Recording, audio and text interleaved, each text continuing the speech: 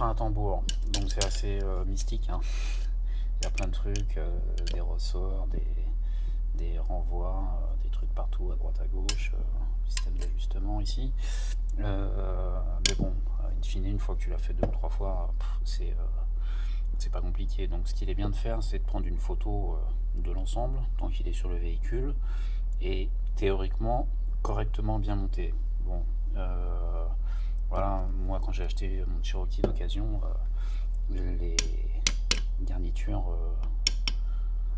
de frein à tambour n'avaient pas été montées correctement. Donc voilà, ce qu'il faut savoir, c'est que dans les freins à tambour, il y a une garniture primaire qui est celle qui est dirigée vers l'avant du véhicule et une garniture secondaire qui est vers l'arrière. Les garnitures primaires, c'est toujours les plus petites. Vous voyez ici, la garniture, en fait, elle ne va pas jusqu'au bout. Sur la garniture secondaire, on a un recouvrement beaucoup plus important. Donc primaire, petite garniture vers l'avant, secondaire, la garniture plus longue vers l'arrière. On peut aussi voir qu'il y a des garnitures qui ont une épaisseur différente. C'est le cas sur le Chrysler 825 en 9 pouces. La garniture primaire est moins épaisse que la garniture secondaire. Donc là, ça saute pas aux yeux parce qu'elles sont pas neuves, mais sur les garnitures neuves que j'ai ici, il y a beaucoup plus de viande sur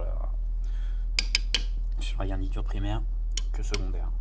Donc pourquoi ça? Parce que en fait, quand le cylindre ici pousse, donc celle-là, elle est plaquée contre le tambour, et en fait, ensuite l'effort est transmis vers la garniture secondaire au travers de l'ajusteur. Mais en fait, quand tu freines doucement, s'il y avait plus de garniture ici, bah tout de suite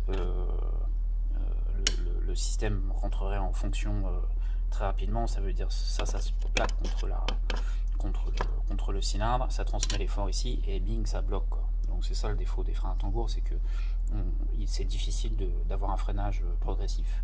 C'est soit ça freine pas, soit ça bloque. Donc ils arrivent à limiter le blocage en mettant ici un peu moins de garniture sur la garniture primaire, histoire de ne pas avoir une trop grande efficacité tout de suite. Donc c'est un système qui s'auto-énergise. L'effort se transmet ici d'une garniture à l'autre par l'intermédiaire de l'ajusteur et ça bloque. Voilà, il faut très peu de pression hydraulique pour bloquer un frein à tambour, contrairement au frein à disque qui lui demande une pression très forte et constante.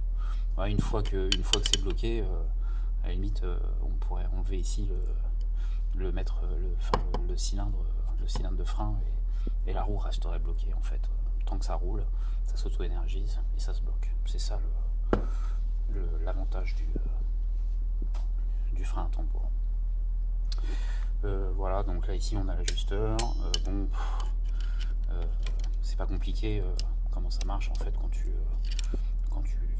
serres le frein à main et que tu roules en marche arrière. Cette garniture ici, elle a tendance à s'écarter du point d'appui. Cette rondelle ici, elle est fixe sur le point d'appui, et donc en fait ça tire ici là-dessus, ça lève la petite patte qu'il y a ici, et clac, ça fait tourner la roue. Si tu arrêtes d'avancer, avec le ressort, la garniture elle est ramenée, tu resserres le frein à main, tu roules un petit peu en marche arrière, celle-là s'écarte, tac tac tac, ça tire ici, et hop, ça lève l'ajusteur, et ça fait tourner. À chaque fois que ça fait tourner cette petite roue, il y a un pas de vis à l'intérieur, et ça écarte les deux garnitures, et ça les rapproche du tambour. Donc voilà. Voilà les freins à tambour. Bon, c'est pareil sur les 9 pouces, c'est pareil sur les 10 pouces. Bon, le système est un petit peu différent ici, mais la fonction est la même, quoi. Donc voilà, ça c'était les freins à tambour Bendix, je crois, du Cherokee XOJ. Mais bon, c'est valable sur tous les freins à tambour aussi.